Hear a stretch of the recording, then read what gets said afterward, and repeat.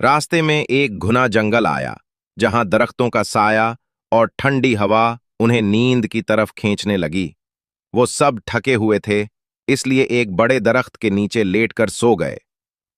कुछ देर बाद एक भाई की आंख खुली तो उसने चूंक कर देखा कि बकरी का एक बच्चा दरख्त पर चढ़ा हुआ है और भेड़ें अपने मुंह हलाती हुई एक दूसरे के साथ जैसे मशवरा कर रही हों। वो फौरन अपने भाइयों को जगाने लगा और घबरा कर बोला, उठो उठो, बकरियां डंडे तोड़ रही हैं और भेड़ें हमें मारने का मंसूबा बना रही हैं। बाकी भाई हड़बड़ाकर उठ बैठे और बगैर कुछ सोचे समझे वहां से भाग निकले। वो भेड़ बकरियां वहीं छोड़ गए। दौड़ते दौड़ते एक भेड़ पीछे पीछे आने लगी।